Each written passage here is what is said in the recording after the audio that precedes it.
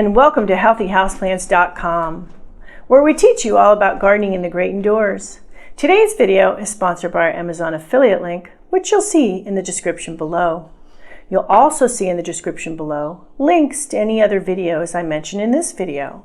So today I'm going to show you how to get a Phalaenopsis, also commonly called a moth orchid, to rebloom.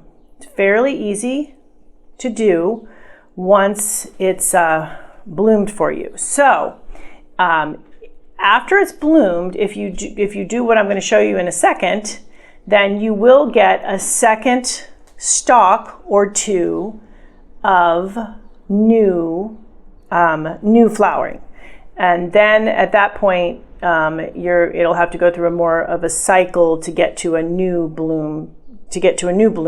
But this is kind of like a second crop of your flowers. So what you want to do, generally they're put on with these clips.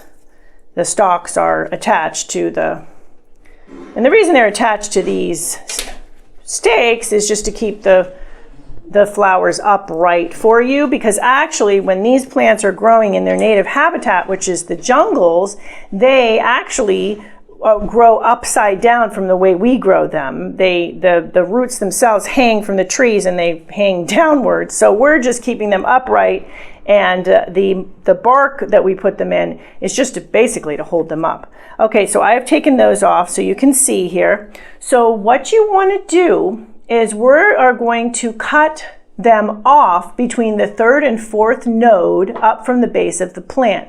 The nodes are bumps on the stalk where new branches and buds will form.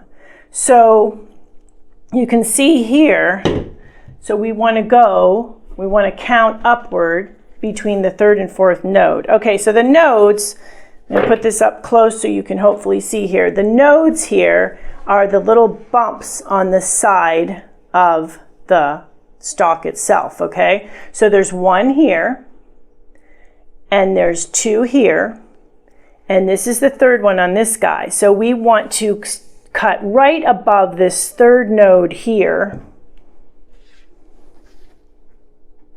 right above it. Now we wouldn't want to cut the node itself off because the node has hormones in it that will cause the plant to create a new stalk. And a lot of times the new stalk will be coming from the base of the plant. So we're going to do this again over here. This one, you'll see there's a node right at the base of the plant. So I'm going to count that as one. So 1, 2.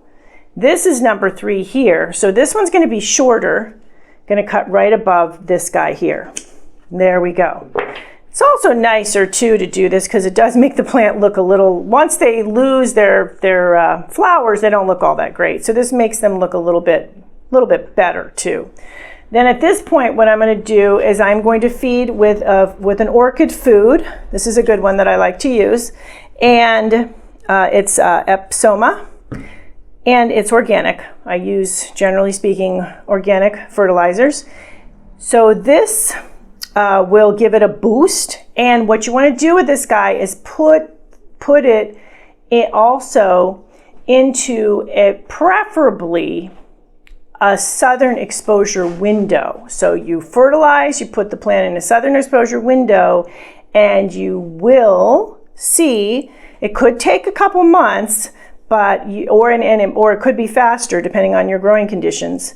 You will see new spikes, new flower spikes coming up. They could come from up here. They could also come from the base of the plant. This pruning, generally what happens is the pruning itself initiates the hormones in the plant to once again produce flower stalks. So that's what you want to do, and also keep the plant watered. But remember that orchids do not like to be overwatered. So I will be having more videos on growing orchids as well coming up. So that is what you want to do to get them to reflower. Very exciting when you see that new stalk. That tells you, yay, I've got some new flowers coming on.